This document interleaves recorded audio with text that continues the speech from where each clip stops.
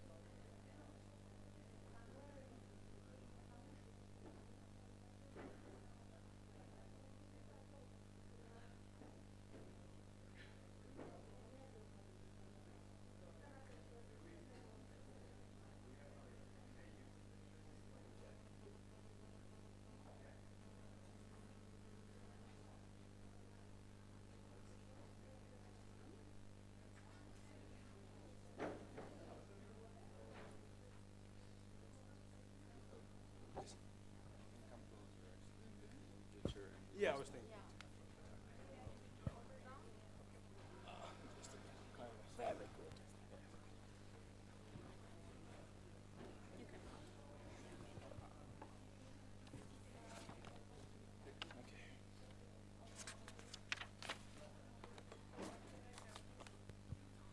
Does this work? Hmm?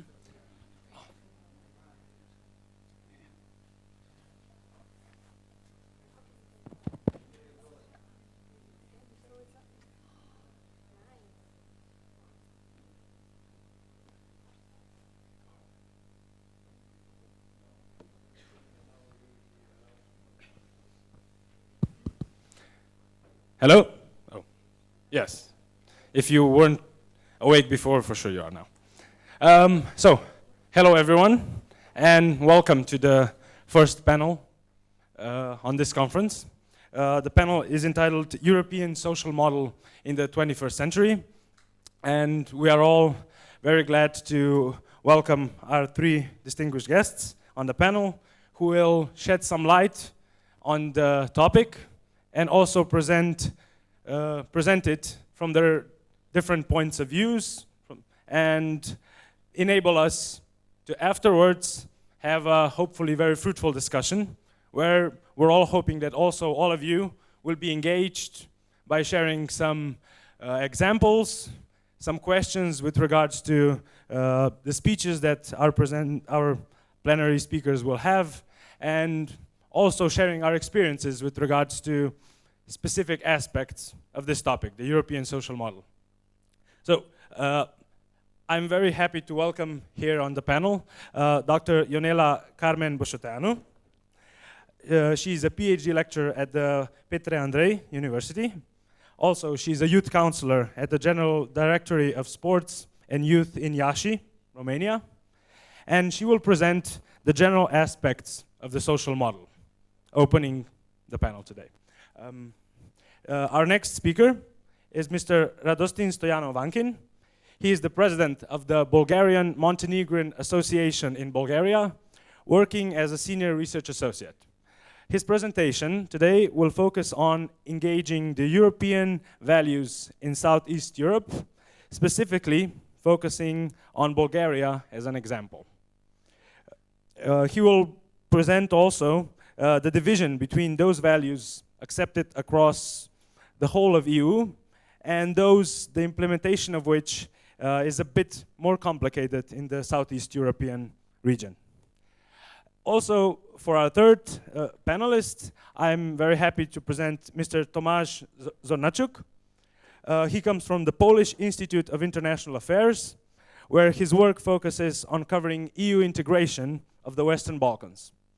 He will present today some examples of how civil society activities can be mobilized and transformed into implementable actions in the construction of better social systems.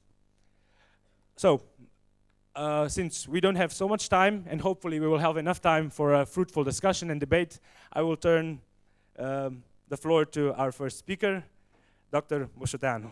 Thank you. It is working. Good morning to everyone. In this short presentation, I will try to underline only a couple of ideas of social Europe, and I will try to define a little bit social Europe.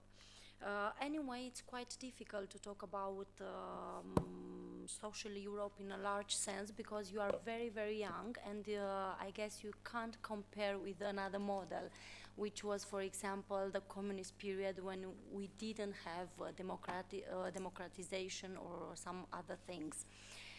Anyway, when I started to think of this subject, I was wondering how many of you know when social media, social Europe started, when was created.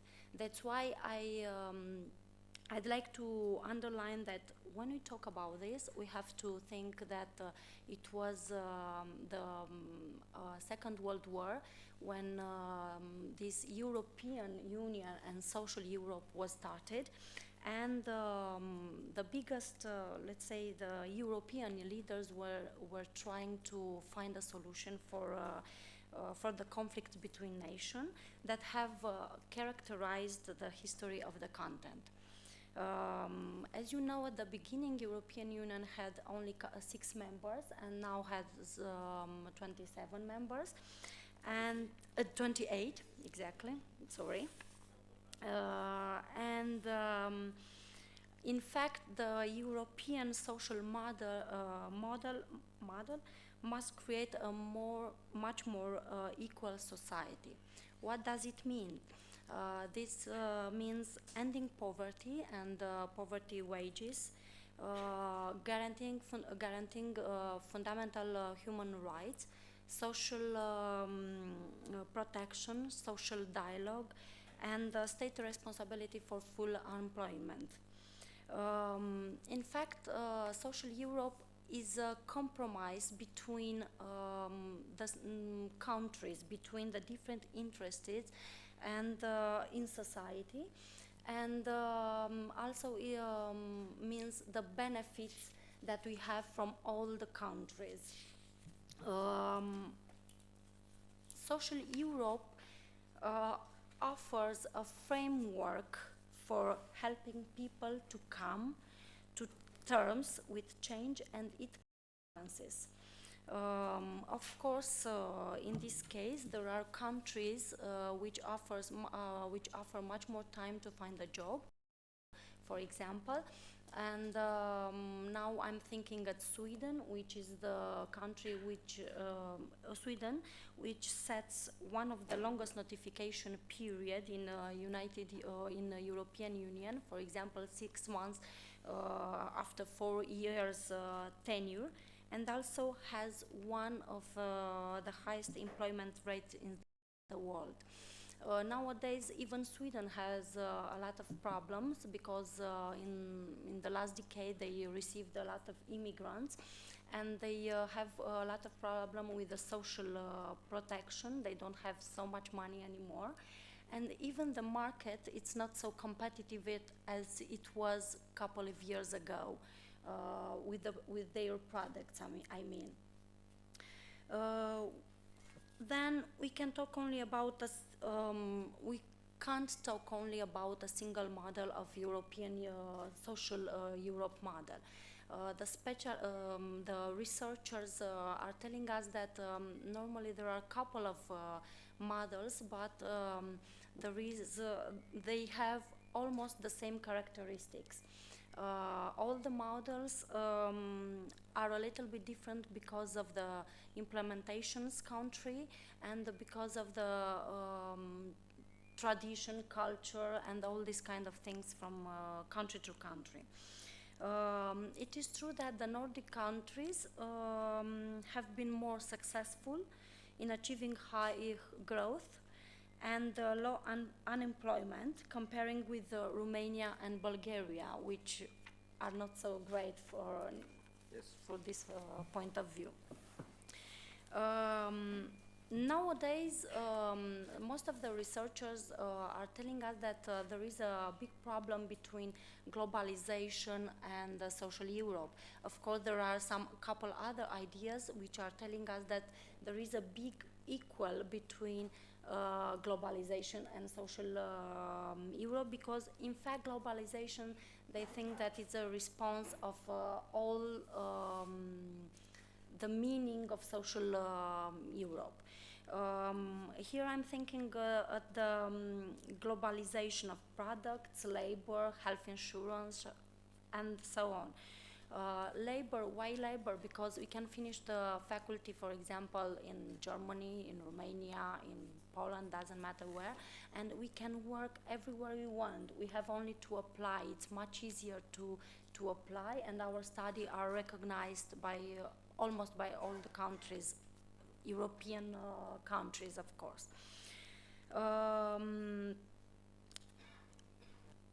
Health insurance also, it is very good because we can do some other treatments abroad without problems. But in the same time, we know that Europe can never hope to compete with developing economies like China or other countries through cutting wages and lowering working conditions, because we know very well that in Europe, because of the crisis, that we have countries, Greece, for example, it's a good example, and not only, even in Romania, they were cutting the salaries, they were cutting the alimonies and all these kind of things. Social Europe achieved some of their goals. From the beginning, they had some goals, and some of them they were achieving during the time, like better health and social protection. But all these bring with it challenges. For example, aging society, which is estimated at 24 million more workers over 55 years old in 2030. In this condition, because during the last period we have the immigrants, the refugees, we have to think that this age will be this population, not only 24 million, will be much more, because the refugees were coming here in Europe and will be much more. And also for for social protection, we know that in Germany, for example, they are spending like 1,200 euros in a month with immigrant. But that's why they are not coming to Romania, because Romania is spending only €1 per day, so you can make the calcul.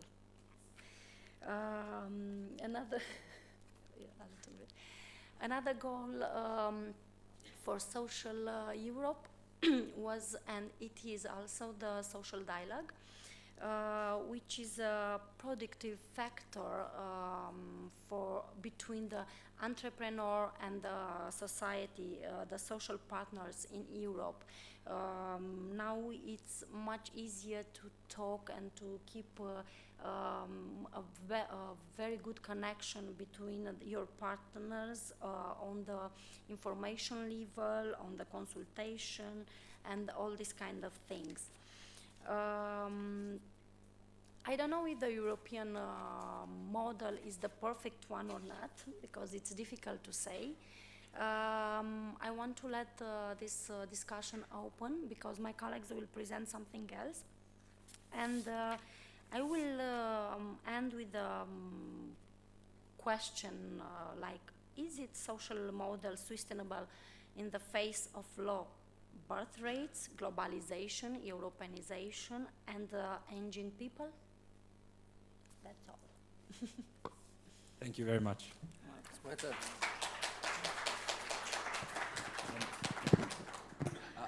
Hello, everyone. Before, can I just have a short intermezzo? In between, I give the word to Mr. Stoyanov Vankin.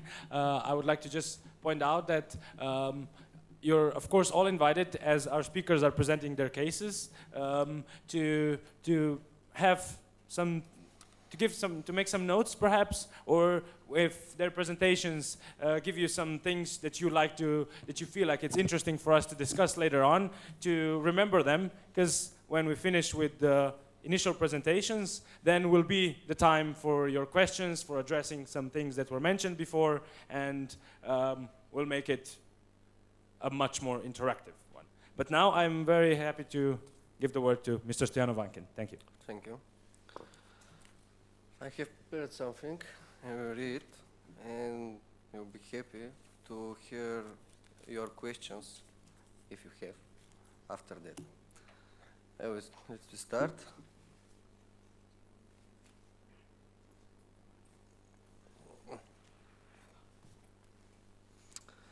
Today in Europe, we have a growing debate about common values, more specifically about whether they are truly common and what extent.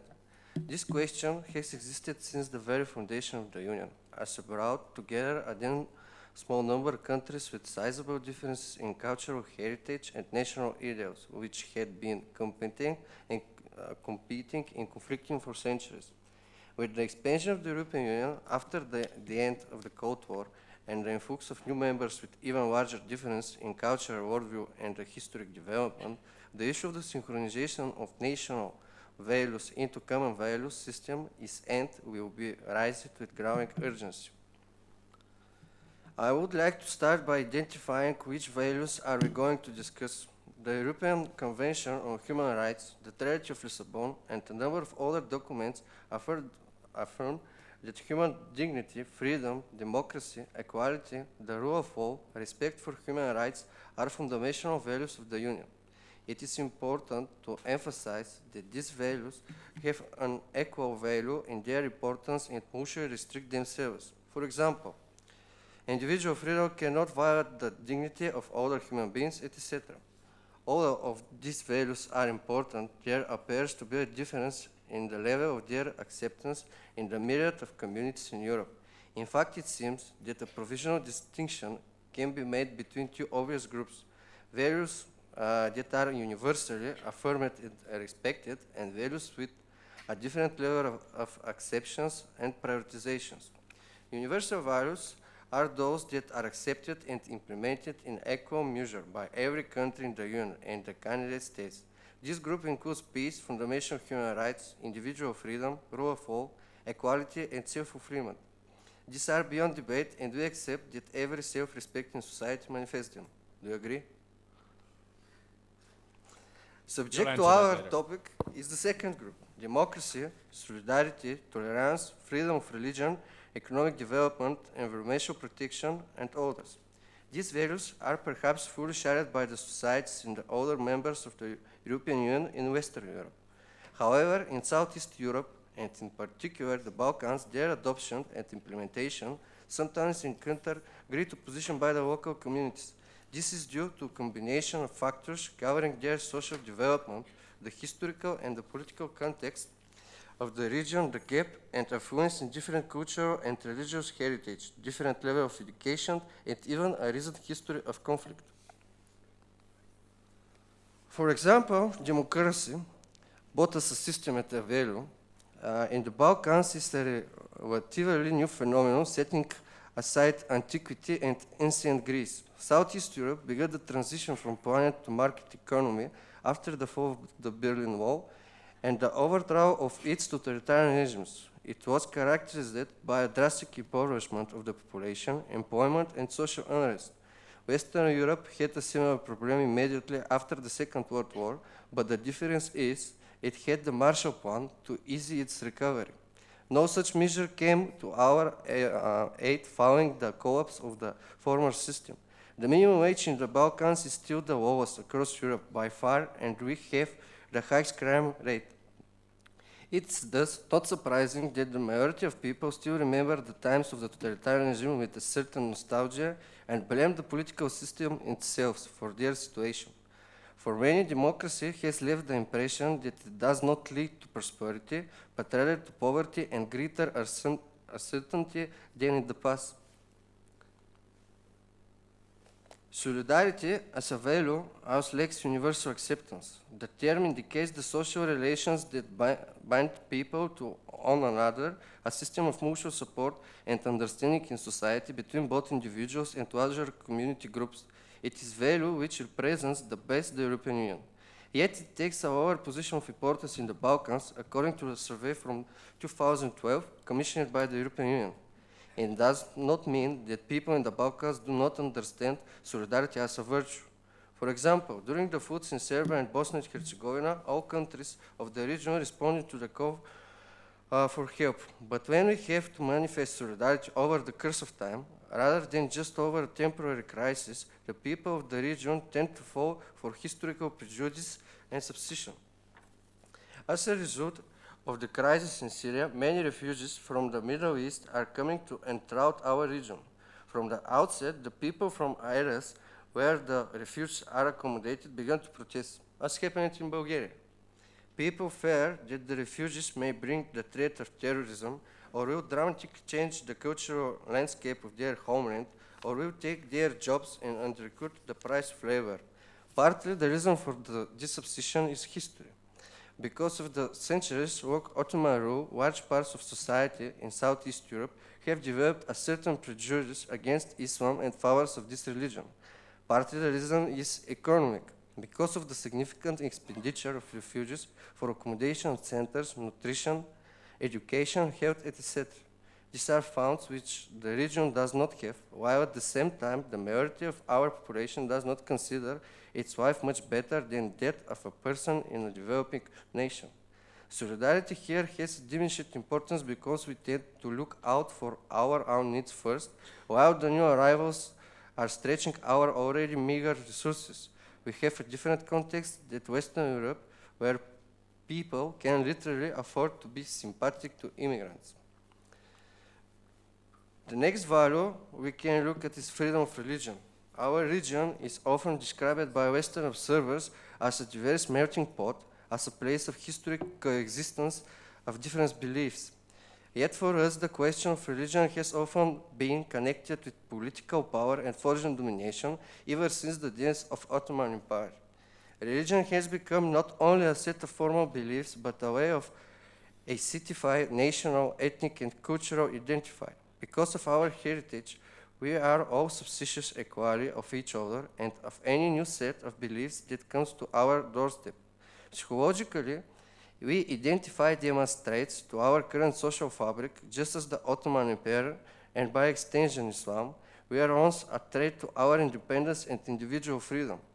This perception is extended to the various sects that appear in the Balkans after the fall of communism, like Mormons, Adventists, Hare Krishna, and others. They were and sometimes still are identified as threats to whatever we happen to believe is our national and social values. In the USA and Western Europe, society is much more accustomed to their presence and respects the choice of those individuals who have chosen their own spiritual paths.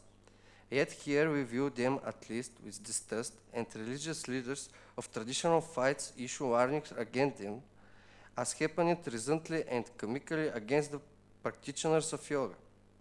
On a more serious note, however, it must also be underscored that because of the relative weakness of our institution and political system, we are much more vulnerable to destabilization precisely through the introduction of new belief system for the disenchanted population, like, for example, the violent and nihilistic worldview of ISIS. Tolerance is value of understanding and non-discriminating toward minority or underrepresented groups or groups that are in some way disadvantaged.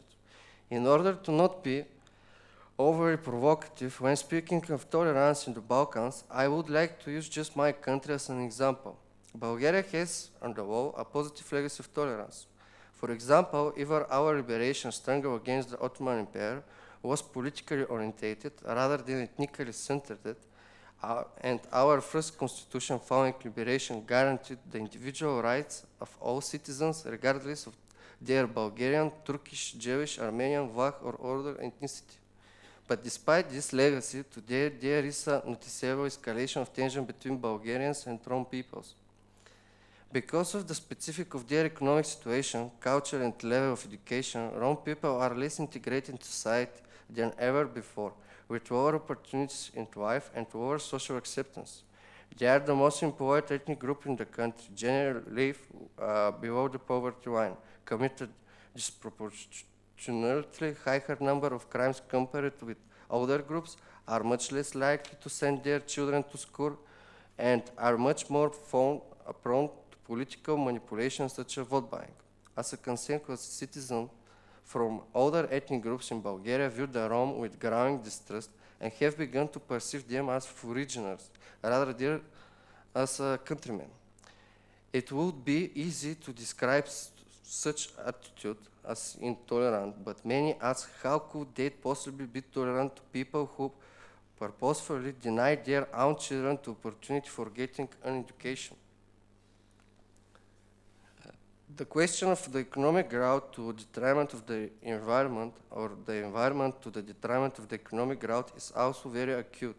In a region where more than half of the population lives on the verge of poverty, the environment certainly does not take precedence.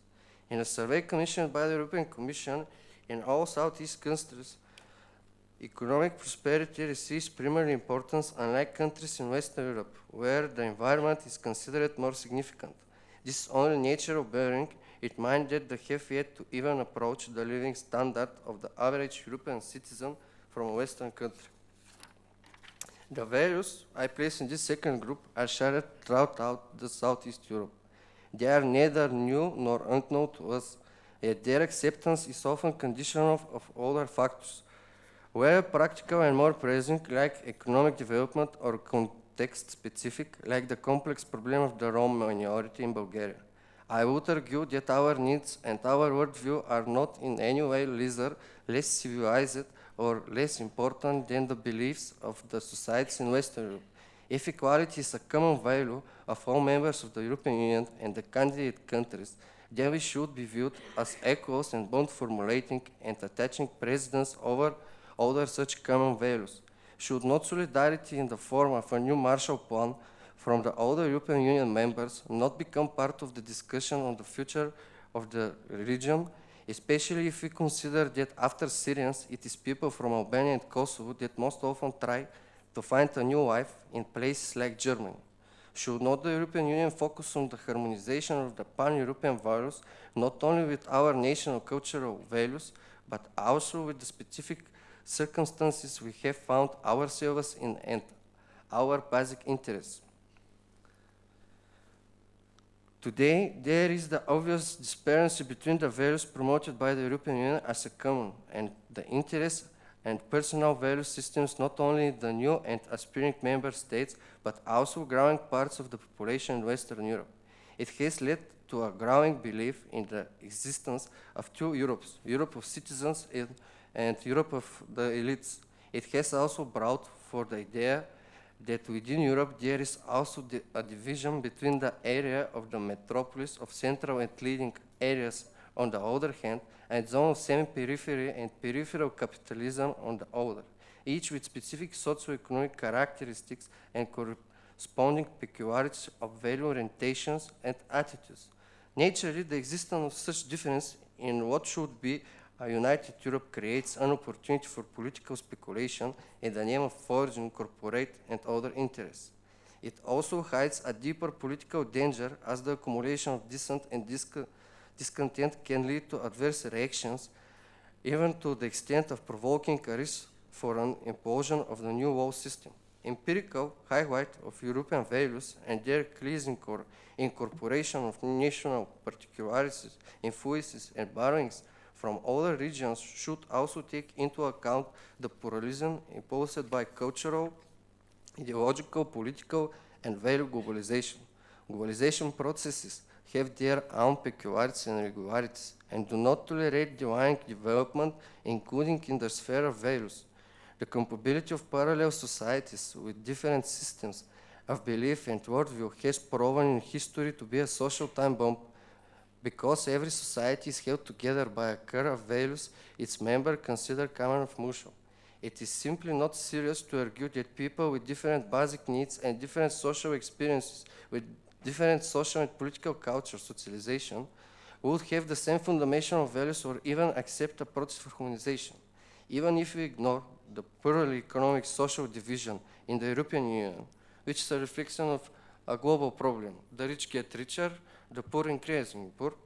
Then in terms of rather theoretical formulation for the harmonization of European Union-wide values, we should note that the establishment of a common European society as precondition and base for the harmonization of national values requires the formation of common social and political needs, common to all of us living in Europe. This challenge does not concern Southeast Europe alone. Throughout Europe, there is a divergence movement growing in strength and numbers suspicious, if not outright hostile to Brussels, and firmly against an inclusive future for every European citizen in society. Its representatives are political parties not just from the fringes of the continent, like Golden Dawn in Greece or Ataka in Bulgaria, but also movements like Pegida in Germany and National Front in France. They rely primarily on the disenchantment with the value systems of the European Union, experienced by citizens in every European country. The Union must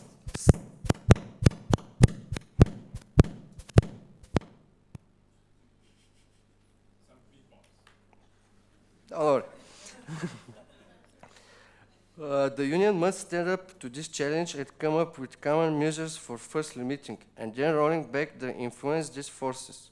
Part of this process is the establishing and reaffirming of truly common set of values. I would also argue that it's time for the people in Southeast Europe to decide what will be their part and their contribution to Europe's future. We can continue to partake on the receiving end of the imposition of values which are at odds with the conditions of our region and are difficult to align with our culture and history. Or we can take our equal place among the other European nations and partake into the development of the values which will shape our continent for the years to come, and in doing so guaranteeing our own interests. Thank you. Sorry.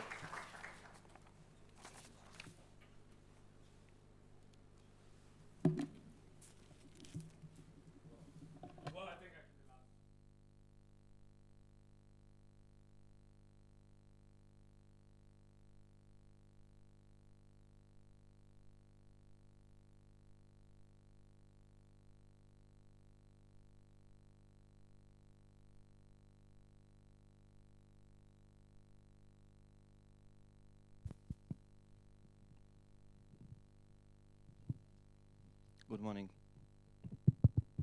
Good morning.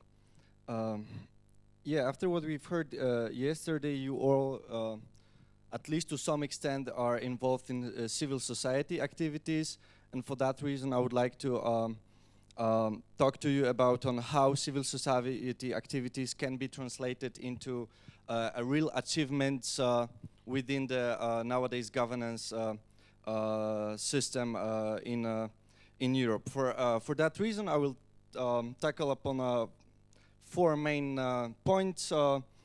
First, what is the European model of governance, and on the example of the European integration process, which is common for the whole area or of Southeastern Europe or Western Balkans. I will try to show you how civil society can be involved in this governance process. Then we'll try to find out what the civil society organizations are that are involved in that process, what activities they undertake, and finally I'll try to show you what are the differences between the models of engagement of civil society country by country in the Western Balkans. Well, it seems clear to everyone nowadays that the model of governance that we have now in Europe requires an active participation of the civil society. It is standard in Western Europe already, it is standard in the European Union, it becomes standard in when we are now in the Western Balkans, and it has to become a standard because it is a requirement of the European Commission for the countries that are aspiring to join the EU, for the governance and for governments to cooperate with the civil society in order to make the reforms required on their way to the European Union. Now, based on that process, on the European integration process, for last 2 years, we had an international project when we tried to find out in which field the activities of the young leaders in the region that are gathered in civil society organizations does make sense, that is, it can be implementable and transformed into some real goals achieved together with the government. So, of course, we speak about different stages of the European integration country by country in the region, but we can easily conclude that the challenges and the problems are really similar. And we took a couple of elements from the negotiation framework. You guys know that there is 35 negotiation chapters for the countries who are aspiring to join the EU. And within chapters 23 and 24, because this is in the new approach of the European Union, the clue of the negotiation, let's say, so that is, as you know, human rights, democratization, judiciary, basic rights as well, but also the freedom, security area as well. So, of those two chapters, 23 and 24, we took some elements that are, I would say, directly linked to the European values, or rather the values that are created as a common values by the European Union system. And those are the human rights, those are fighting corruption, something that is a very common problem for the whole region, fair judiciary system, civic education, but also something that is perhaps a hot potato of today, that is migration policy. And we kind of try to oversee the whole issue by seeing how the monitoring of the negotiation framework can be done by the non-governmental organizations, so they can help and assist the government in the whole process. Now, after having said what fields we are moving through, let me show you a bit how our different models of civil society involvement implemented in different countries, starting with Montenegro, that is, let me say, halfway on the path to the European Union.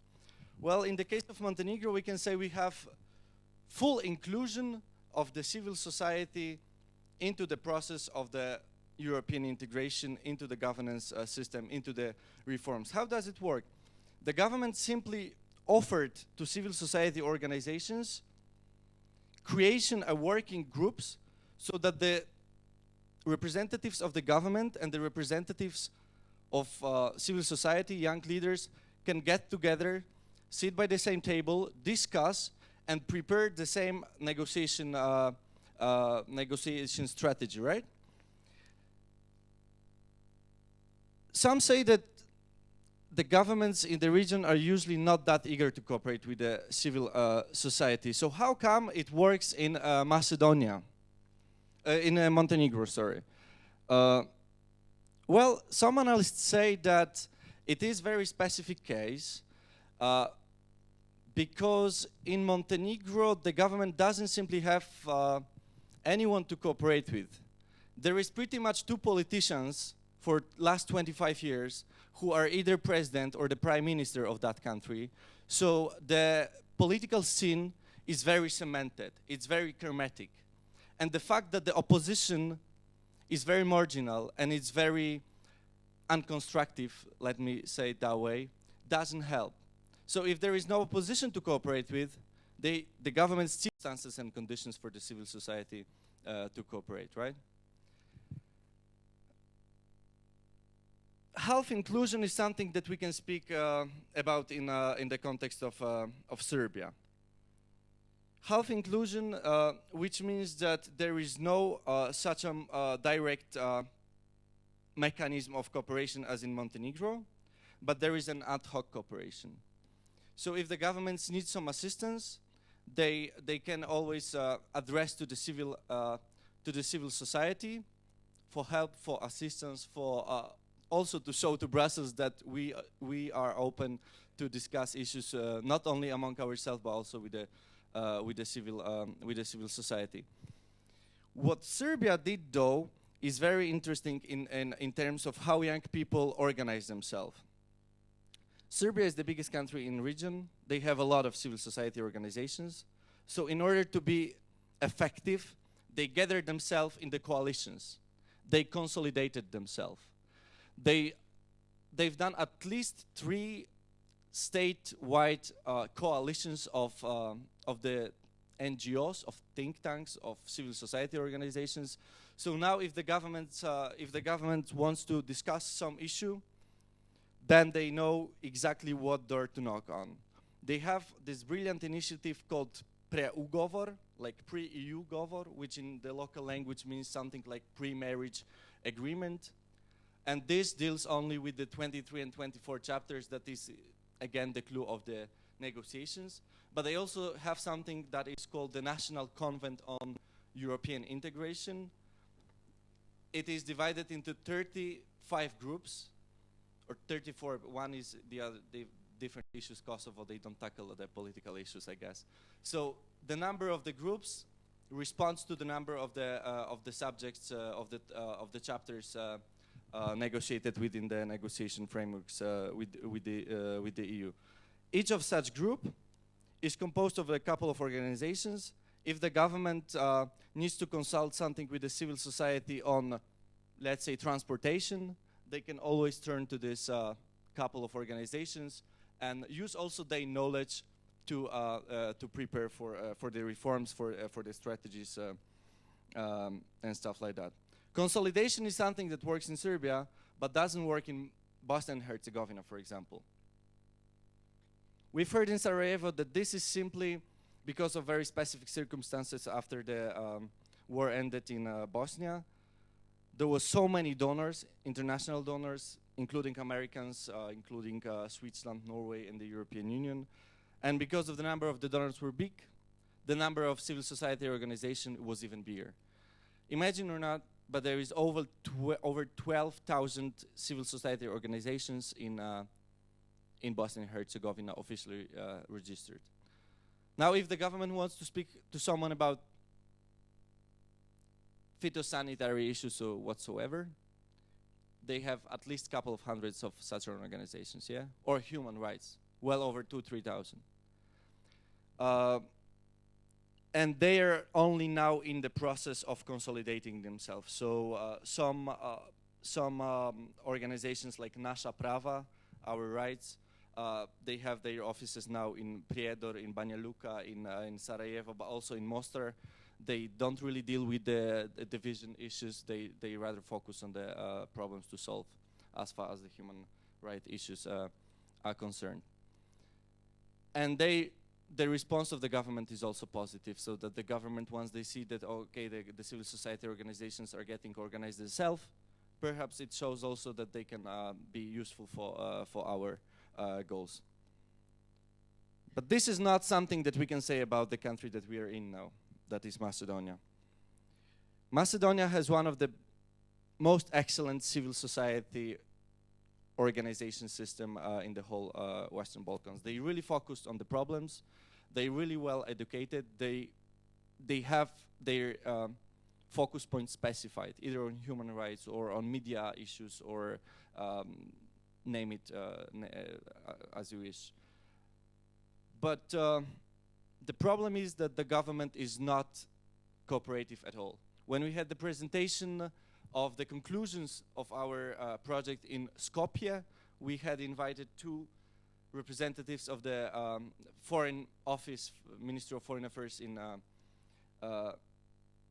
Skopje, and after the presentation was done, one of those 2 persons raised their hand, and they asked whether civil society organizations asked the government, can you please, the government, cooperate with us?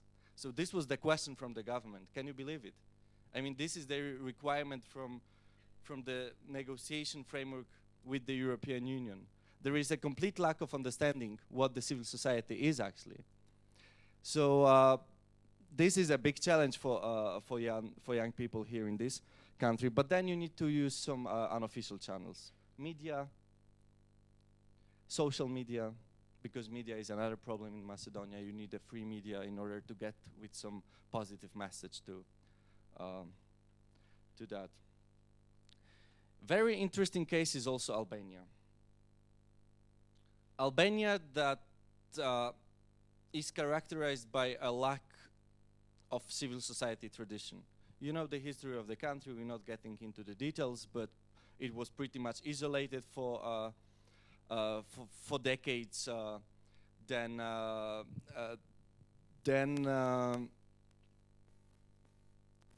the very existence of civil society was something completely new, late 90s, and perhaps more visible only a couple of years ago. But after the first free elections in Albania, quite recently, there is more and more openness from the government to cooperate.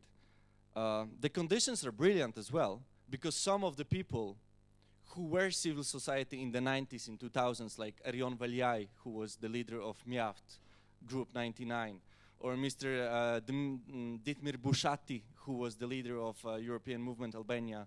One of them is now the mayor of Tirana, and the other one is foreign minister. They have the understanding, they know the rules of the game, they know what we talk about. But they find themselves, interestingly, in very cemented and very closed and not quite open to cooperation state institutions. So this also shows how some state traditions can be an obstacle for a successful cooperation between civil society sector, that is young leaders as you are, and the government.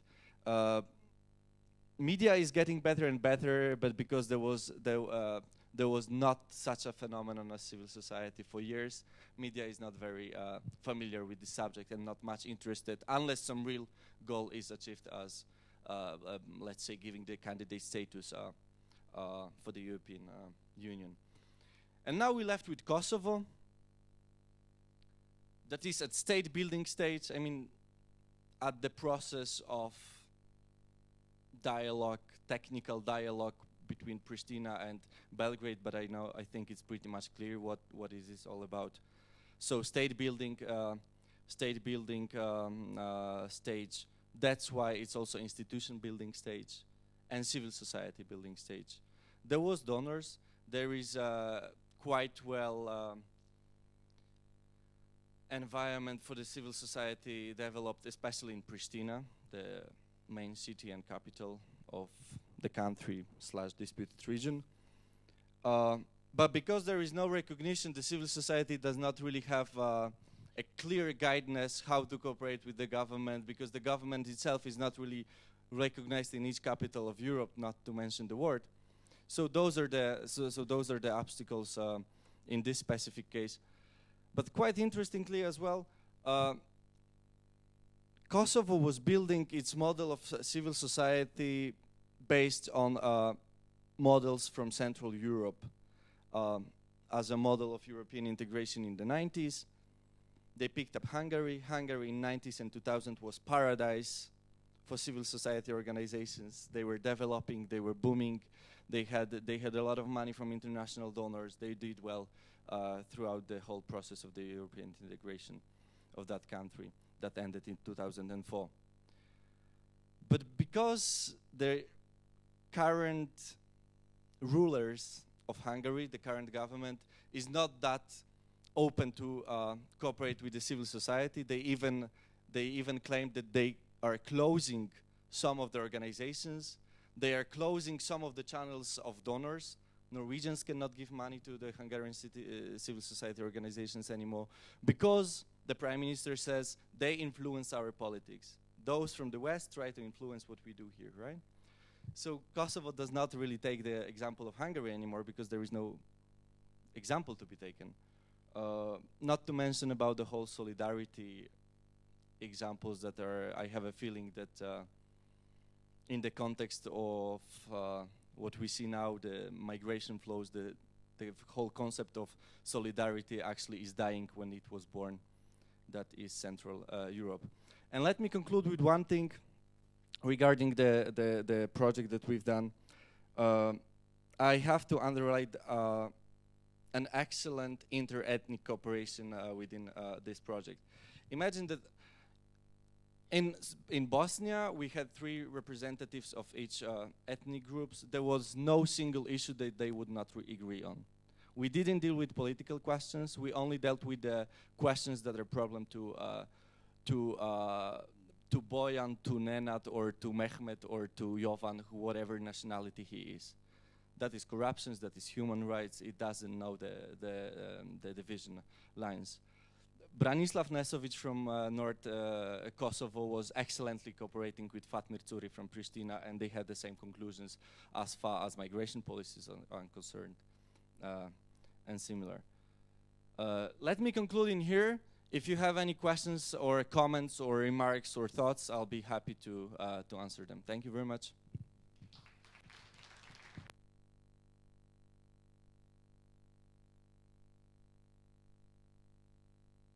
Okay. So I would like to thank again all of our speakers for making their initial presentations and for opening the floor for our discussions. Your questions to them with regards to the perspectives that they pointed out, and also, of course, some of your observations, because this is a great opportunity. We're here from so many different countries to share some examples of our own personal observations from countries that will be interesting to others. So anyone who has a question, please.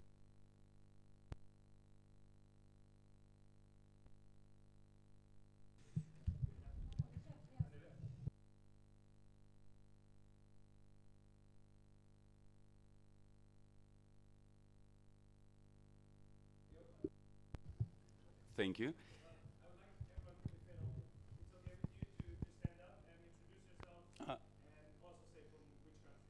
Absolutely. Hi, my name is Nikos Papakostas, and I'm one of the co-founders of a think tank and civic organization in Greece, which is called Inter Alia. And my question is to our last speaker regarding civil society organizations. I know it's a very complex business to ask how do you define civil society. However, from what I realized is that your definition of civil society refers to professional workers in the field of civil society organizations. However, I would like to ask for your comments on unofficial networks. Are those counted? Are those counted as a civil society? Because from what from our experience, not only in the Western Balkans region, but also in Northern Africa or the Middle East, those countries are considered not to have a civil society. However, the networks are extremely strong, and they could actually make a very strong impact. And another thing that with the levels of corruption involving also the civil society, would this be the only door to knock? Or should it be more fruitful to go the other way, to go to the grassroots movements? Thank you.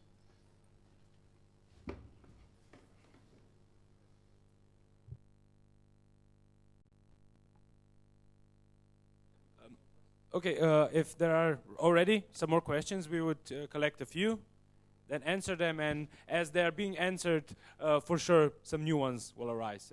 I think Biljana would like a question, yes. Thank you very much for your speeches. It's okay. It's on.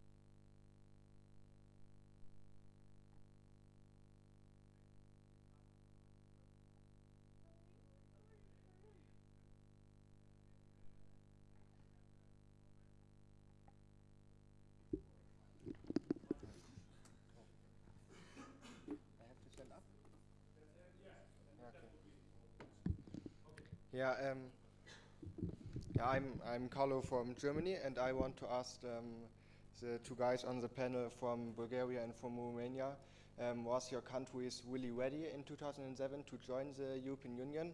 And maybe what can the member states, or not to say the member states, maybe the future member state of the Western Balkan learn from your countries in the whole process to become a member state of the European Union?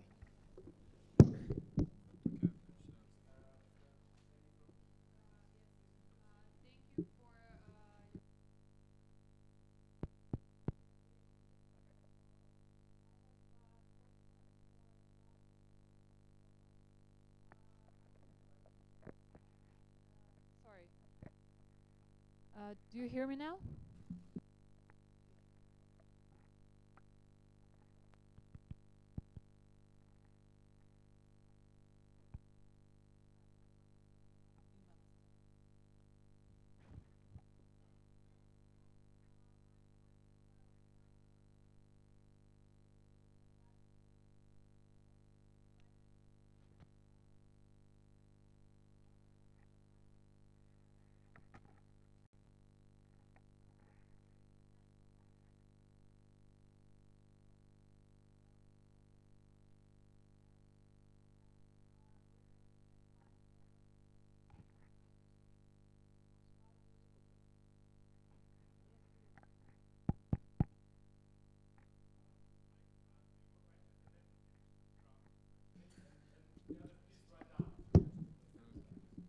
So I'm Marko from Bosnia, and I have also a question for the last speaker.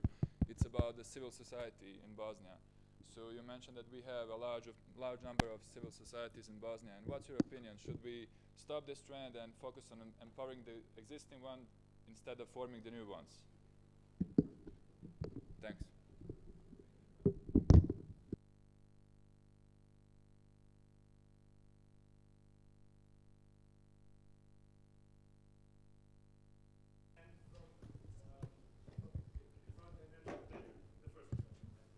Okay, yeah. Hello. Yeah, my name is David. I also have a question to the third speaker. This examples were really interesting, but towards this example of Montenegro, it sounded really like a lot of harmony. How the NGOs are integrated into the government process. So I'm wondering, is this only working for NGOs and CSOs who are in kind of similar policies as the government? And how does it look with NGOs that are opposed to the government? Are they also taking into concern?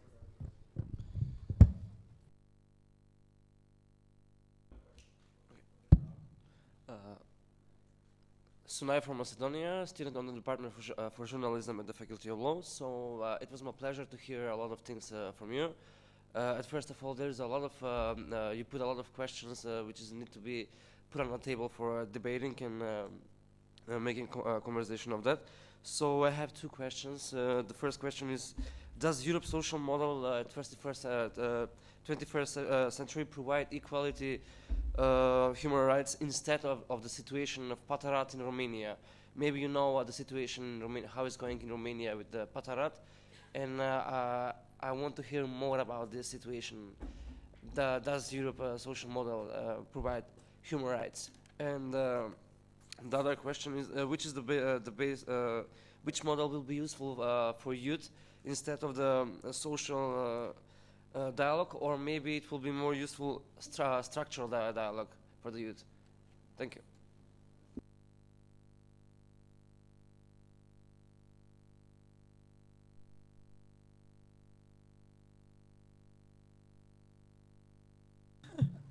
If you leave me for another round, my question will be answered.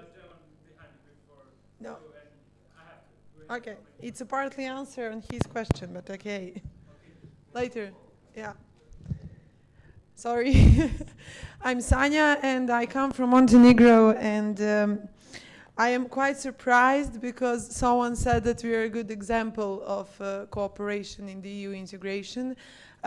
Me, myself, I am a member of 3 working groups regarding chapters that are being developed now, and also I have participated as a consultant or a member of a working team in developing at least 10 policy documents, action plans, strategies, or stuff.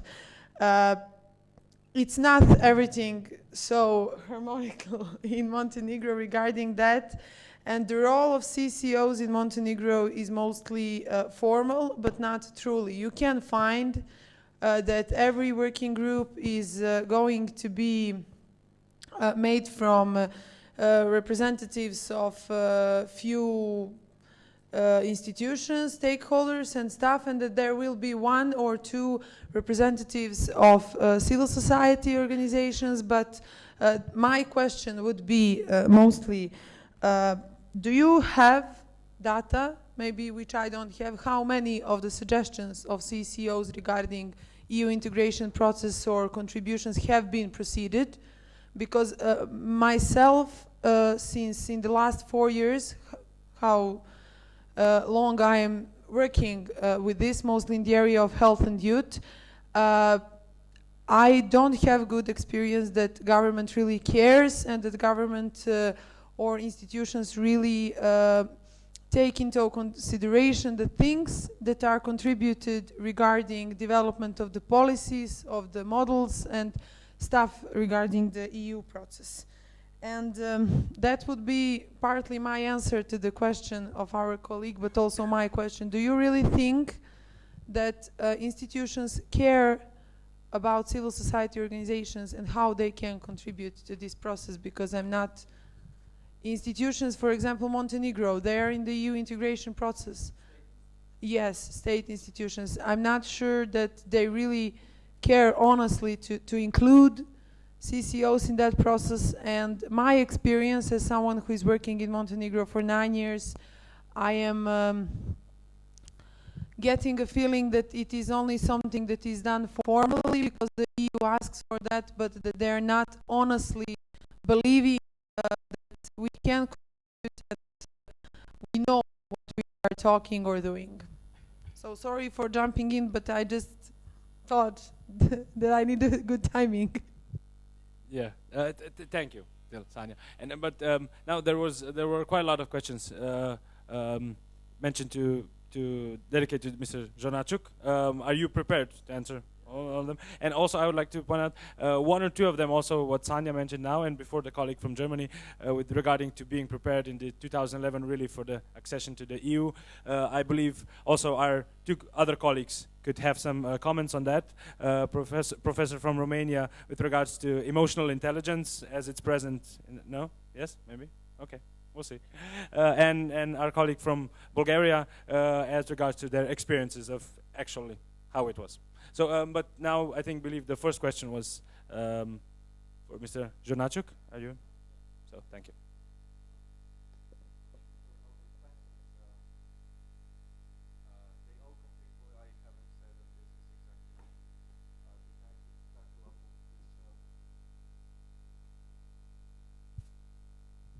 Issues. First question from Greece. How do we define the civil society, and can only professional civil society be defined as the one for the government to cooperate with? Well, civil society, as we can imagine, is pretty much any organization that is outside the governmental structures and has some goal to achieve. Whether it is to limit the number of the homeless people in the country, or to make the city more green, or to fight corruption. So wherever your goal to achieve is, and if you gather within a structured and organized group, then we can call it perhaps a civil society organization. Now, of course, it is not that all of them are professional. Most of them are, if not all of them, are non-profit, which means that they only make money to maintain, to sustain, and to keep the staff. And quite a big number of them doesn't even have that. So there is quite often a chance that you will have a civil society organization that is composed of two or three people, and they have no either income or outcome, right?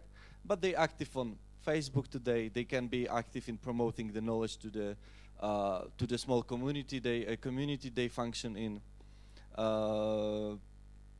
Now the question how these unprofessional civil society organizations can be effective. Well, it is a broad issue because it depends on what goal they have to achieve or they would like to achieve.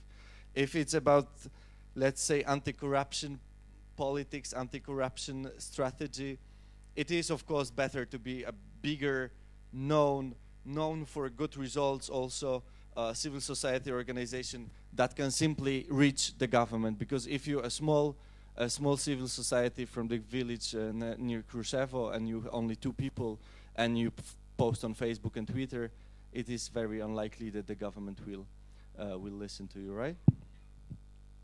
I'm not tackling up on the question of the corruption within the civil society itself, as I have no data on that. I simply I can only tell you on the example of the project that we are doing within the Polish Institute of International Affairs.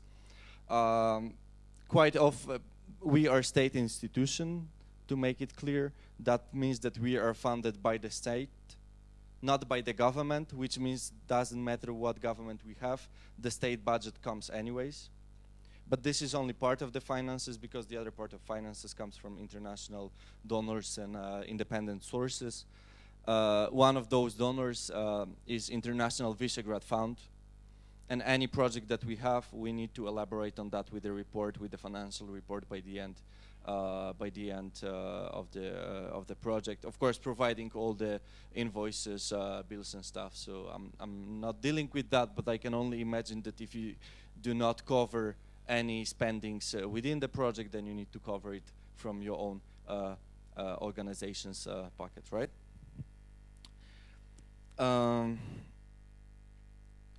Biljana, how to improve democracy if there is no government to listen to you? There was a case, such a similar case in Serbia, when young leaders found out that they quite known internationally. They are getting invited in the international conference abroad. They go to Brussels, they go to Stockholm, they go to Warsaw. People listen to them, and it makes sense what they say, but they don't listen to them in Skupština. They don't listen to them in the Serbian parliament. So what they did, they started to produce the reports themselves. Now, every half a year, these coalitions of think tanks, of civil society organizations, they just look through what the government has done for last half a year in, let's say, the field of minority issues. There is a strategy, so the government says, okay, we will do that, we will do that, we'll do that, everything will be fine.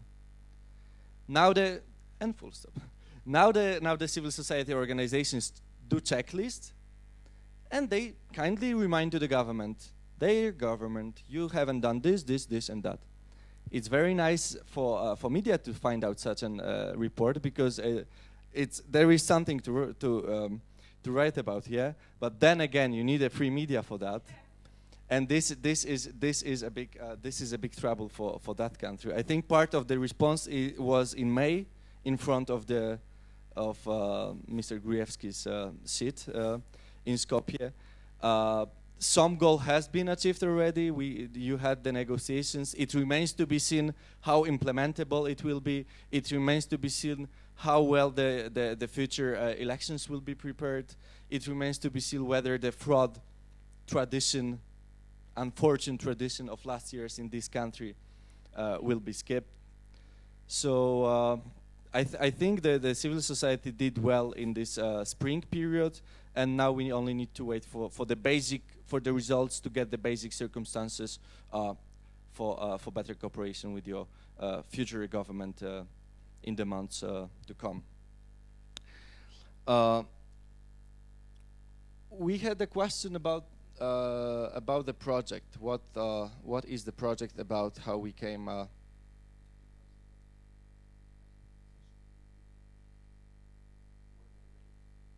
I'll leave this question to our. I think if the question was about Romania and Bulgaria, it would be quite inappropriate from my side to answer, since we have two excellent speakers from those very countries. Project. What was it about? Well, there was a consortium of couple of civil society organizations from Central Europe, that is Czech Republic, Slovakia, Poland, and Hungary. And we were completed with 3 organizations from the Western Balkans, one from Albania, European Movement Albania, one from Macedonia. Actually, it was a Center for Reform and Political CRPM, Center for Reform and Policy Making. And the third one was one think tank from Belgrade. It's a Belgrade Fund for Political Excellence. We gathered 3 organizations from each of Western Balkan countries that deal with the specific issues that we want to research. That is the fields that I mentioned: migration, human rights, civic education, anti-corruption politics.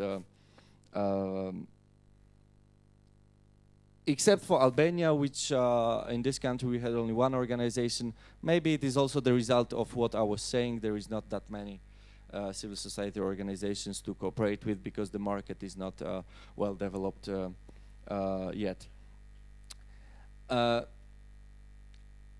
And then we tried to first map the problem, so find out in what starting point we are, what are the gaps in this system, and how can those gaps be filled. So we provided our co-authors, our partners from the Western Balkans, provided with the recommendations on how to enhance civil society government cooperation by giving the recommendations to civil society, to the government, and to the international community, that is European Union, that is very often UN, and that is international donors. And all those conclusions at the end were found in this publication that was published last year. You have this publication divided in 6 countries. Each of the section is divided in 6 subjects that we were speaking about. Unfortunately, I was able to bring only a couple of them. Some are already handed to our kind organizers, but I still have 6 copies, so maybe we can divide it 1 per country.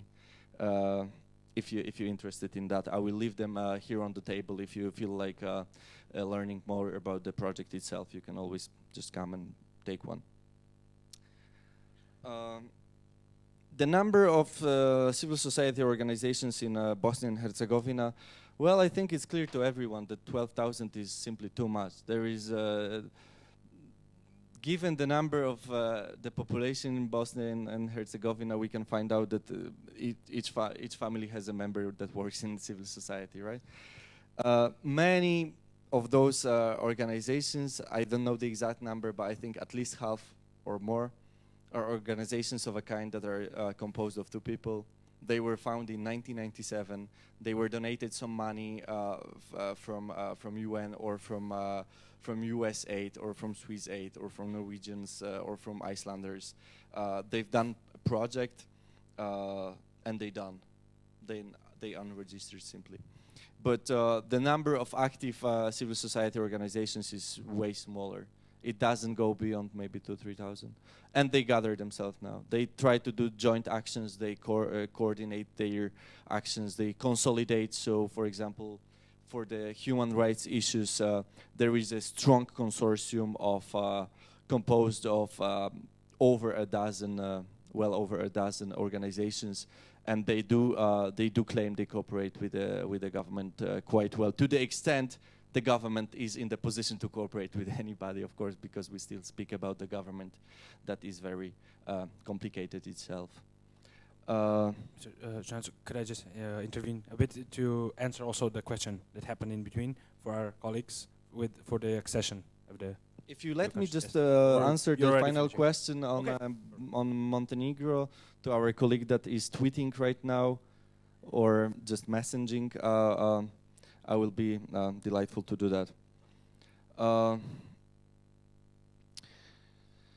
The question from our colleague from Germany was about pretty much the same thing. You're completely right. How to this is the main judgment from the Serbian colleagues, for example, as far as the model of Montenegrin involvement is concerned. The Serbs ask, how on earth can you cooperate with the government before midday, and after midday you may criticize them for what they are not doing? This also is part of your question. Well, the cooperation or the official channel of cooperation between those two sectors, that is non-governmental and governmental sector, is there. That is a fact. But now how far the suggestions and the recommendations of the civil society are taken into consideration by the government itself, it's another question. In other words, and it is also your experience, I'm sorry, I forgot Sanya. Of course, it is not that the civil society organizations come to the negotiation table. They bring the list of 10 postulates, and all these elements are incorporated into the strategy of the government. Of course not. Of course, the government would not like to cooperate with the civil society at all, because civil society will simply tackle upon the questions that are at least uncomfortable politically, or they very unpopular socially. So in order for the government to undertake some reform that seems like one that makes sense from the civil society point of view, the government may simply lose the political support for that. So this is always kind of negotiations and compromise, how far you can get. But in any case, it is better to have this access to the government and to try to cooperate with them, to at least have a chance to explain your agreements, than being in the position in Macedonia and not being even able to knock the government's door. And I'm concluding with the last question.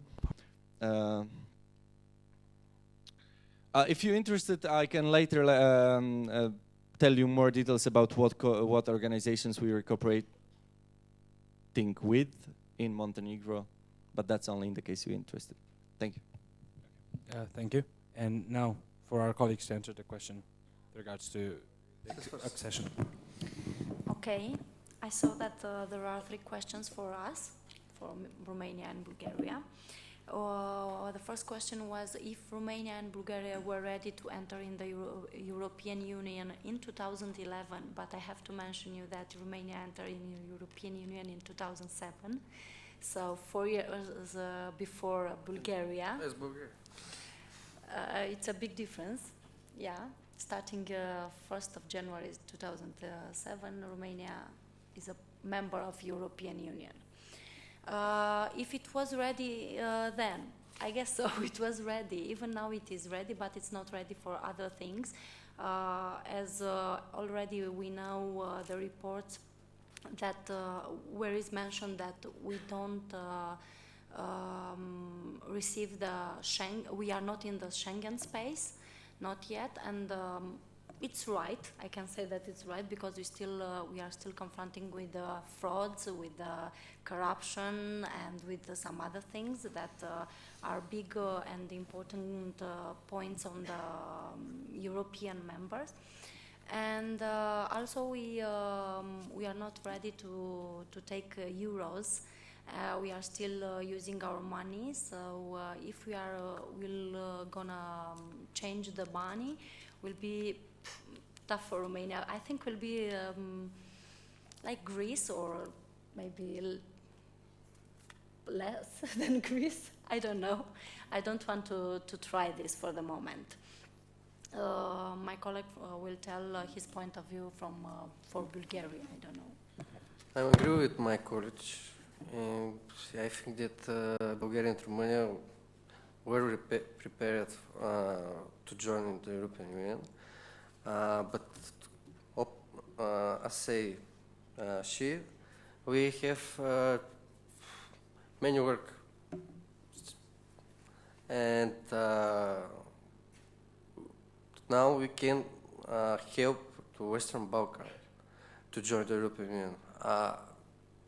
To us, must help Western Europe. It's so. Can you repeat the last word? I said that we must work, must very work, but we can now help to Western Balkans to join the European Union. I would like to ask. Thank you for the answers. If because there were quite a lot of questions, and I'm curious, were they all addressed? Those of you who had questions before for the speakers, were they all addressed? Okay, because I would suggest from now on maybe have 2 or 3 questions and then answers, so that it's not like another panel like this. So we already have a. Still have some answers. Oh, please, go ahead. Go ahead. Because I said at the beginning that it were 3 questions. Yes. The second question was if can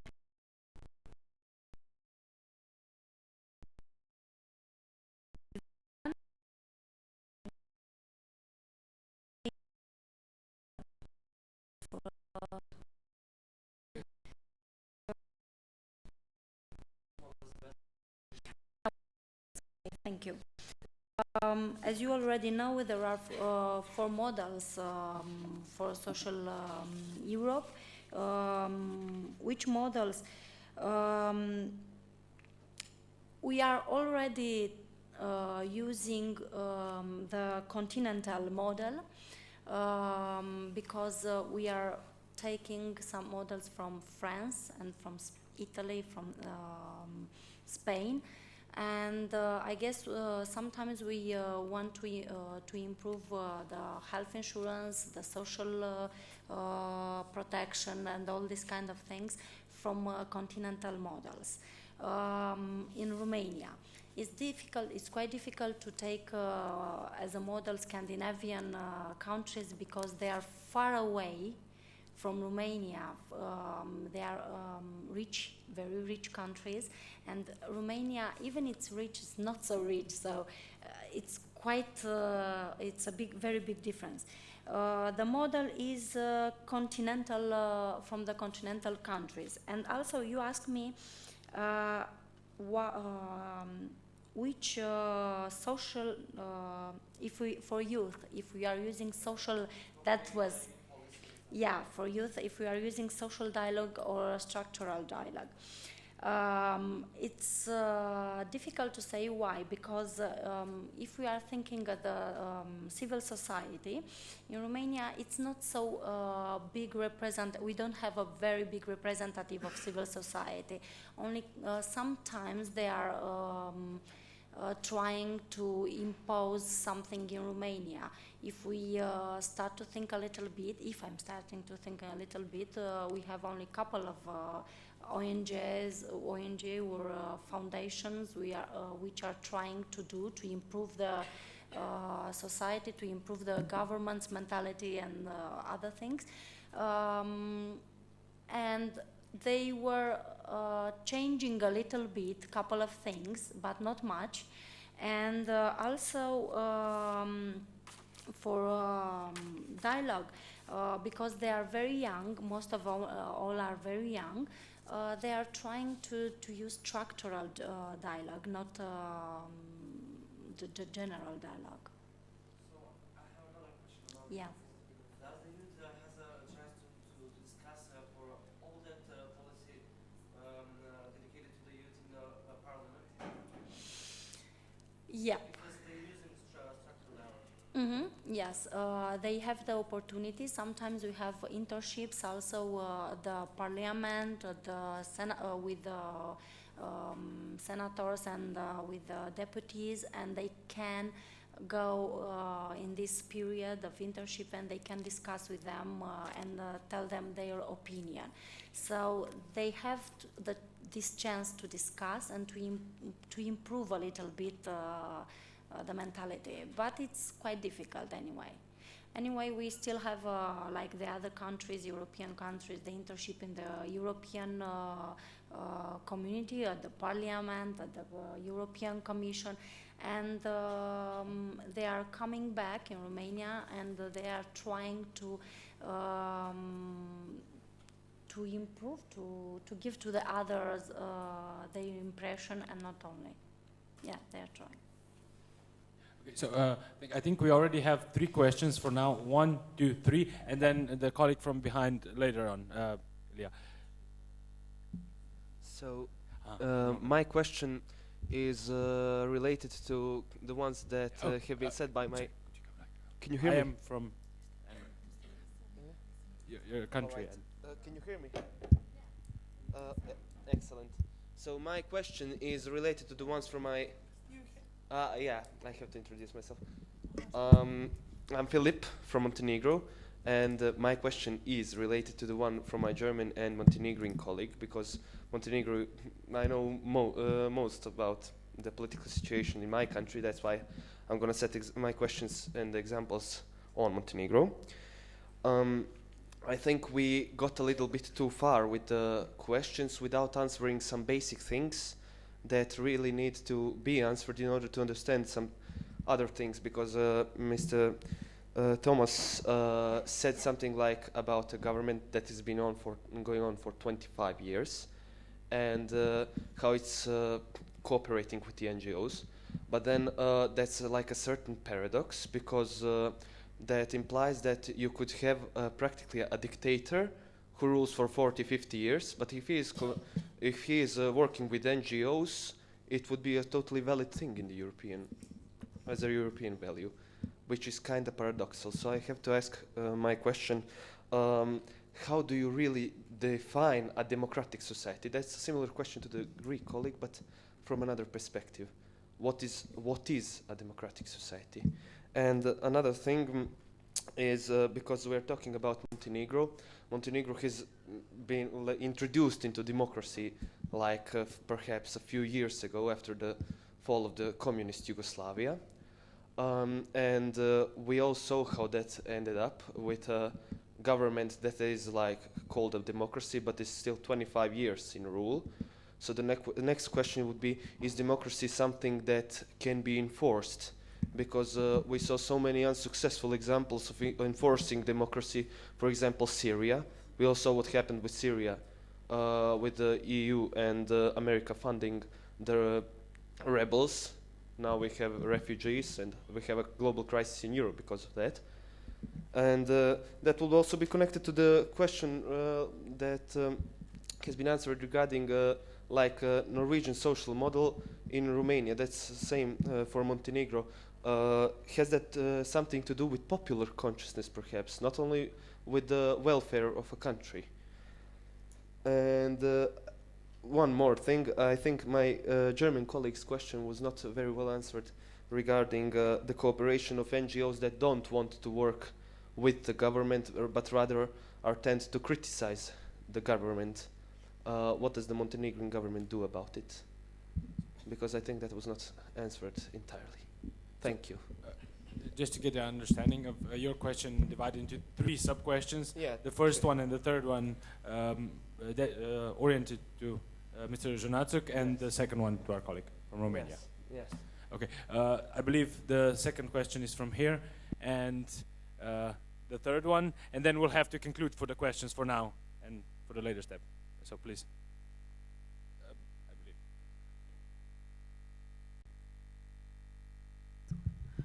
Okay, so I have rather a comment on the question about whether Bulgaria and Romania... I'm Denica from Bulgaria. I have a comment whether Bulgaria and Romania were ready to enter the European Union. I think that this is decided by the European Commission on the Copenhagen criteria, so it's not up to the country, but it's up to the European Commission whether these countries will enter or not.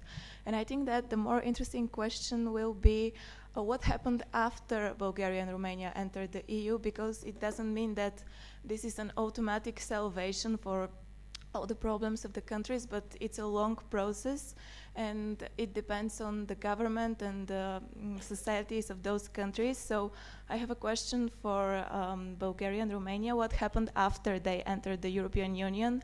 And is it enough of progress what we are seeing now, or not? And also another comment about the lady from Romania, that both countries entered in the same year in 2007. I don't know what, I couldn't understand what was your answer, but that's what happened. Thank you. Thank you. Thank you. For now, we only have the third question from the lady there from Germany, I believe. Albania, sorry. And then we'll have to conclude and then later on. Next. Even mine. So actually, Yeah. I don't have a question. I'm Bora from Albania, to introduce myself. Mine is not a real question. Actually, it was a comment about the question of the guy from Germany about Romania and Bulgaria. In my opinion, if I may add a comment, I would say that they were not ready to enter the European Union. If we see, for example, the corruption index in Romania was very high and didn't meet at all, I think, the European criteria. And I think that it was mostly because of the enlargement politics of the European Union, because at the end, I think that the European Union is mostly politics. So I would say that even if the Western Balkans or if Albania in a couple of years, I think that if it would join the European Union, it's still not ready. But it's just because the Western Balkans is a kind of a hole in the middle of the European Union. So the politics, the interest of the politics now is just to make it stronger because of all the crises going around, the Ukrainian crisis and all the crises, yes. And I think that even the introduction of the euro is just to make the European Union more compact. And it doesn't mean that if you enter the euro, you are getting more developed. For example, Greece introducing the euro, it didn't help at all. Greece was not ready to enter the euro, and it introduced the euros. I think that at the end it's just because of politics, not because a country deserves or not entering the European Union in either in a way or in another. So I would say that this is my opinion. Even if Albania would join, I think that it's not ready. If we consider all the chapters, institutions, corruption, which is the main problem, but it will be just to make the European Union more strong and more compact, I would say. This is just my opinion. I would like to make one suggestion. I hope you all agree. I think before we had a lot of gathering of questions, and I thought it was too much. So now I would suggest those of you who have comments to give them now related to things, and maybe we just take one more question. But the comments, who have comments, I believe it was one before Ilya at the back, and then the two colleagues here, and the third colleague over there.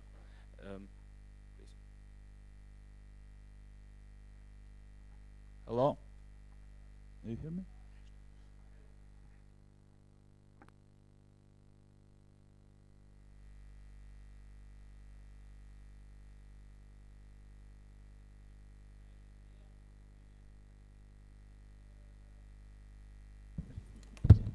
I want to comment that not only European Union can decide if a country goes in European Union, but also European people and also people of country that is pointed.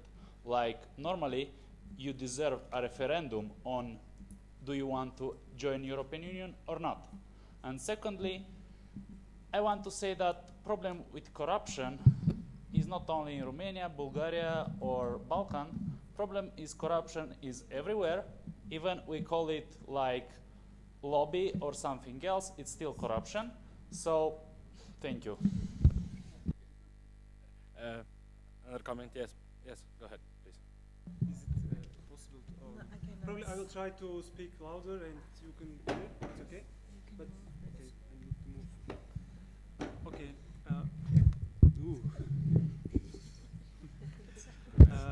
Hi, my name is Ratko. I'm from Bulgaria also. First, thank for your presentations, especially the representative of Polish International Affairs Institute. It was very interesting presentation. But anyway, I would just like to add something about this discussion because of the membership in European Union of Bulgaria and Romania. let's speak frankly. In my opinion, they weren't ready for this. But anyway, I think European Union accepted them because if not, the situation in these countries will get worse. And that's why they just decided to access them and try to develop some solutions for the problems. And one proof for this that we weren't ready is that still we are not part of this Schengen area. That's why we are not part, because we weren't ready when they access us and so on. And what else I wrote here? Yes, and I think now Bulgaria and Romania has some opportunity to become like regional leader and supporter for Western Balkan countries' integration in European Union, but I think still they are not ready. Do you think Bulgaria and Romania can play a role in this, in fostering integration of these Western Balkan countries? So that was the last question, but we have just two more comments from the colleague here and the colleague in the back, and then we go to the speakers. Okay, thank you. I'm Besart from Albania. Bora, with the right, mentioned that Balkan looks like Western countries look like a big hole in Europe, but we don't have to forget, and it's good to remind that today the biggest discussion in Europe is what Europe do you want? We want the Europe with 3 speeds, with which first speed is Germany country, very developed country. The second one are countries who are not very developed, but they are already in EU, like Greece, Romania, Bulgaria, Italy, and this kind of these countries. And the third speed is countries who are candidate to join to EU.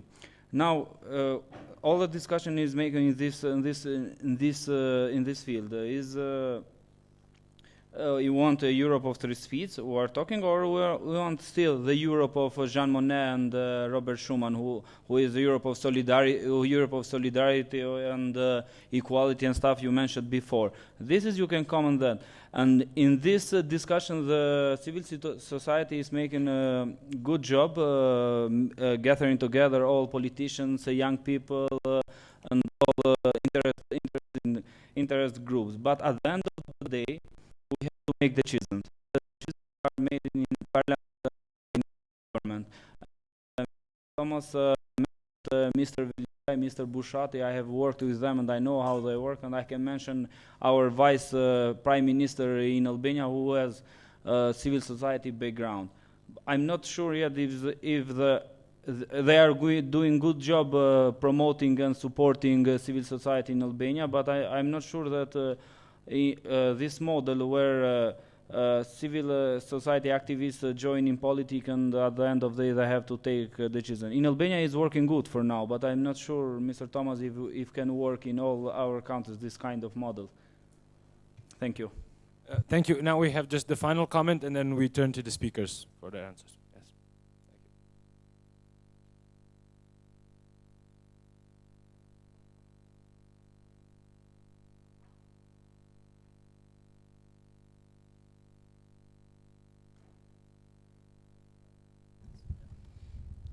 Hello to everyone. My name is Liridona Ismaile. I come from Republic of Kosovo. And I have a question for Sir Thomas. You know that Kosovo is one of the most youngest country in Europe. And you explained to us that at the moment it has been holding a technical dialogue between 2 countries in Pristina. So I want to have your opinion or comments about this technical dialogue, because this technical dialogue is not represented a purpose of Kosovo's people. This has led Kosovo's people to do a migration in another country. So the people of Kosovo are not satisfaction at all. What to do? Do you think to continue with technical dialogue, or it's time for Kosovo to make another action in the near future? Thank you very much. Okay, thank you. Now we will give the speakers word. And just to, for all of you who also have questions, this will be their final answers. With this we'll have to conclude. But those of you who have chosen the European social model in the 21st century will have a workshop in the afternoon today, one hour and a half. And the second part of that will be also time for additional discussion between everybody, between us in some small groups. So if you're in that group, please still write down your questions, your comments, the things that you're thinking about now, and we'll address them later on. Now, please, the speakers. Thank you.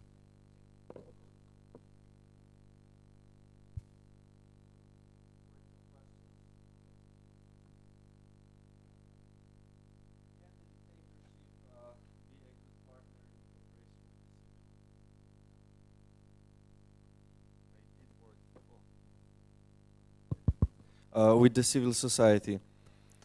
Well, indeed, it is a part of problem. If you look at Montenegro, and you know it better, it is a country that no one ever lost the elections ever since 1938. Ever since 1938, the ruling party didn't lose the elections, right?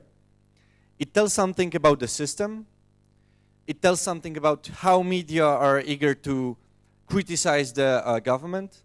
But it also says something about how the opposition is not really in the position to come up with some constructive conclusions, with them, some constructive agenda to challenge the government. Now, we need to know that non-governmental organizations are always in the opposition to the government. That's why they are non-governmental. So it is not that you have a consortium of a branch of government that is covered or undercovered in the form of non-governmental organization. It is always an organization that has some political questions to address to the government, because the government does not address them to the society themselves. Now, within the civil society, it is not that some are in the opposition to cooperate with the government. The civil society's goal is always to come with a list of issues for the government to be done. So whatever the channel you can get, you will always try to influence the government. The question of the opposition is therefore not that appropriate, in the sense that whoever wants to be involved in the working groups or in the coalitions to cooperate with the government, the doors are open. But of course there is differences in terms of education of the young people who compose the civil society, of their experience, of their credibility. Can you guys show me, the government can ask, can you show me what you've done until now, what are the results of your work, so maybe we can consider working with you? And if there is no portfolio, why the government would cooperate with them? So, of course, there is differences, and this is not an ideal system, of course, especially given the country that is ruled by two politicians for 25 years, as our colleague has mentioned or repeated after me. The system is not ideal, yeah.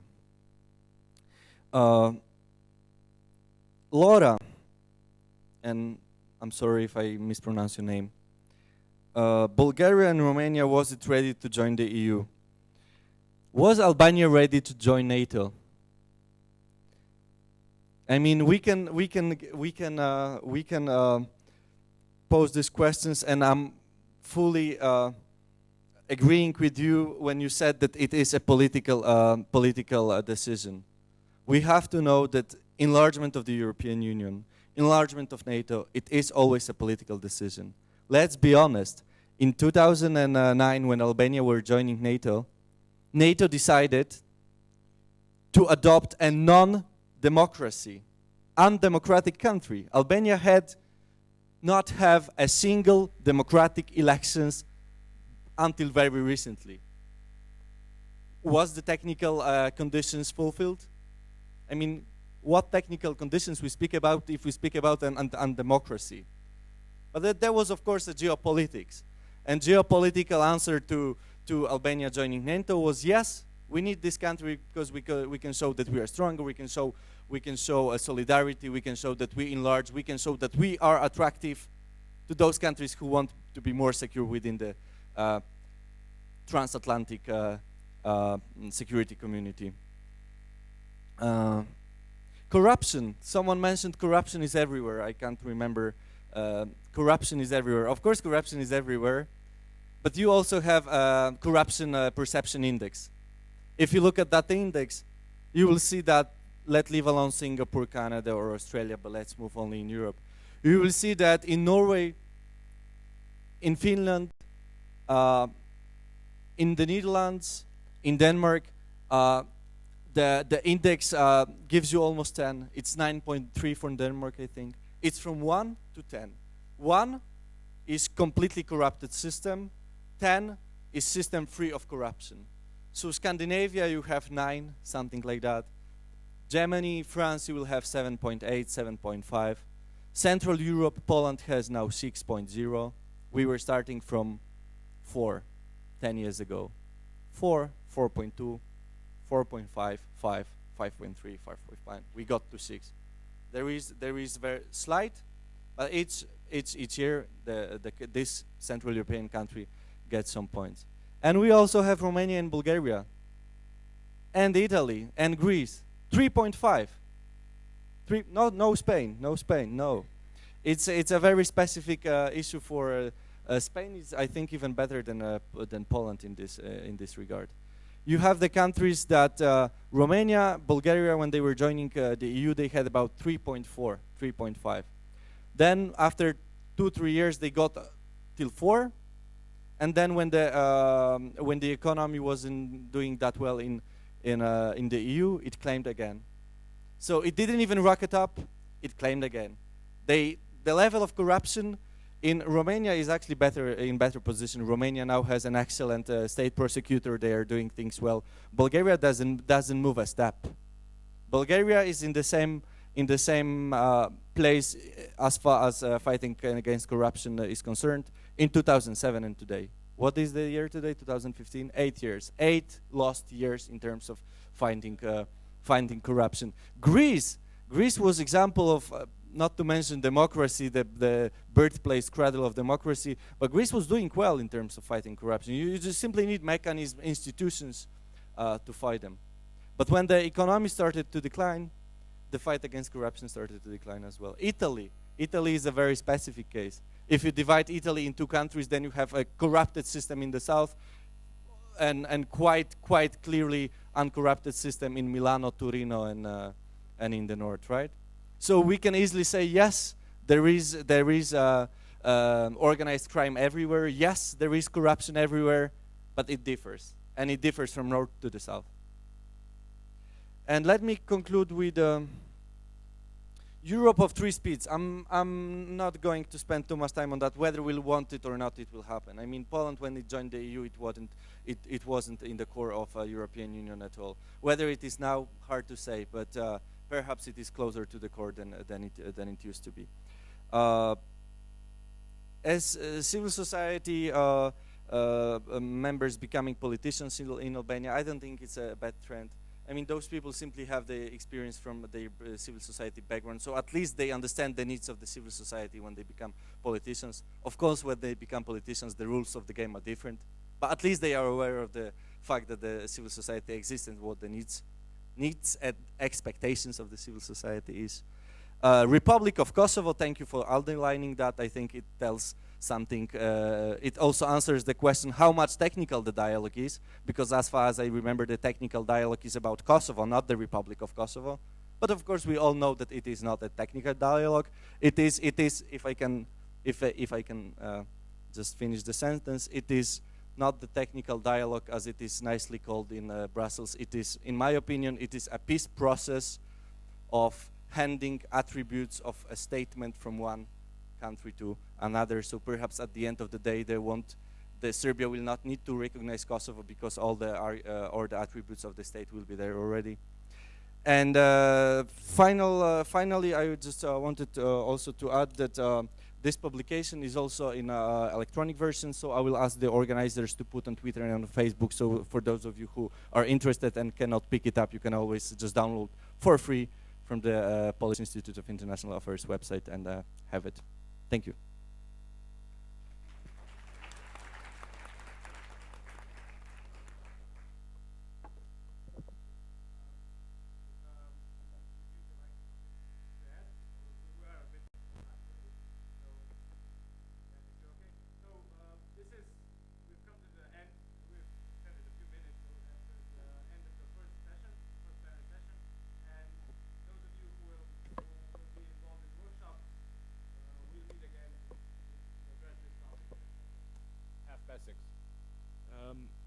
And of course, if you would like to, you are welcome to the workshops, to the workshop. Also, I believe my colleague from the media department would like to at least say 1 or 2 words about the hashtags and the things that is happening on that screen, which I understand nothing about, so she will tell more. I was talking about it all day. So basically, since we have a small amount of time, but a lot of questions, and in order to be productive, we are repeating that you can all comment and ask under this hashtag. All of the questions you ask, we can see, the speakers can see them, and then at the end of the sessions, they can give the reply. So don't be free to ask online also. The hashtag is active on Instagram, Facebook, and Twitter.